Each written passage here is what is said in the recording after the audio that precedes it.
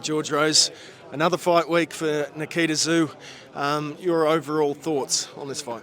Nikita's fight, great fight, dangerous fight, difficult fight. Difficult fight. Danilo Creati is a very crafty boxer. It's going to be a very tricky fight for Nikita, but it's going to push him to have to find a way to be able to get a win against an opponent that moves as fast and as elusively as Danilo does.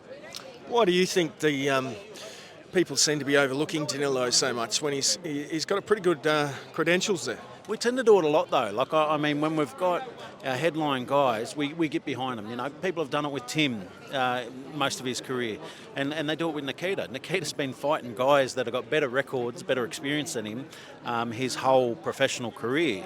But every time he's the favourite, and we all expect him to win. We all expect him to do well. But the thing is that Danilo's got experience with upsetting people. The Cameron Hemman fight, I always go back to it. Like, that was a fight for Cameron to win and move on to great things in the professional boxing. But Danilo absolutely stole the party there, and I think he's setting himself up to try and do it again here. But Nikita will find something though. I just think with Nikita, he's an interesting guy. What's at stake here for Nikita? Well, he's Australian title to start off with. It's his first Australian title defence. He's putting it on the line against Danilo, but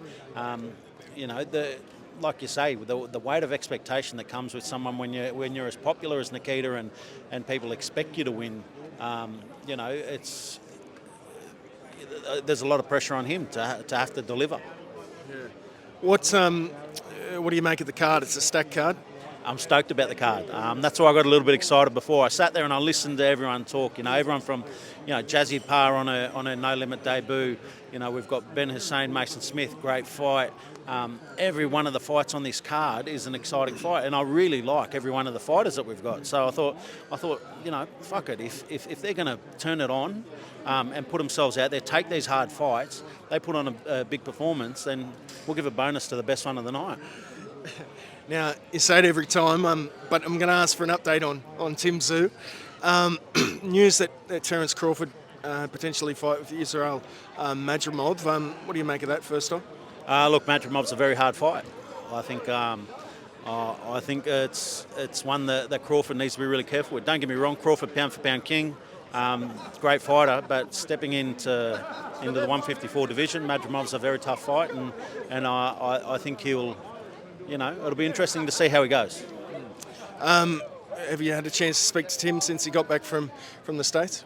No. Just letting him settle back in, and we'll catch up. Obviously, we're heavy into fight week here, heavily Nikita focus this week, but we will catch up very soon and see how they're feeling, what sort of timeline they want to roll with, and we'll go from there. Glenn said that Liam Wilson's down tomorrow for a meeting. Any early ideas of when we could see him back? Look, I'll be able to tell you that tomorrow, Arvo. Once we do catch up again, Liam's come off the back of a very tough fight, world title fight. Didn't lose any stocks again. He seems to always put on a great performance there in Arizona. He just hasn't been able to get the win there, though. But again, we love watching Liam fight. We love what he brings to the ring, and looking forward to catching up tomorrow, seeing where his head's at and where the team's head's at, and go from there. There's still some really exciting fights for him out there. Devin, Haney, Ryan Garcia yesterday, a shock result in many people's eyes. How did you see the fight? Great fight. I absolutely loved it. I like...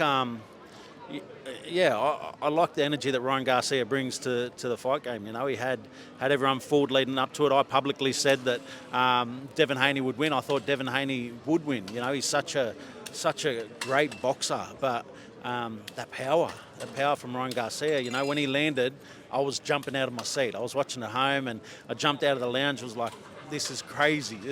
And he landed again, and I thought, that seventh round, I thought it. Yeah, I won't say.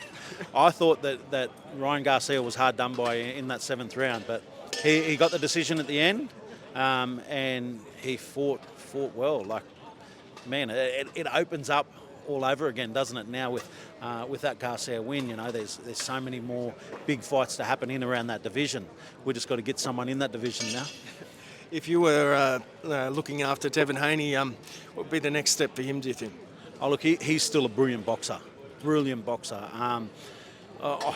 I think he recovers and then sits there and picks his path all over again. Like he's proved now that he hasn't shied away from any fights. He's taken so many tough fights and performed well in every fight. You know, yesterday was a bit of an anomaly for him. You know, you don't see him get dominated like that because he was dominated, and you know that's a credit to Ryan Garcia. But for Devin Haney, I think that there's some fights there. You know, depending on what happens with George and Lomachenko, you know, the winner of that fight, I think is a great fight for him. Beauty. Thanks, man. Yeah.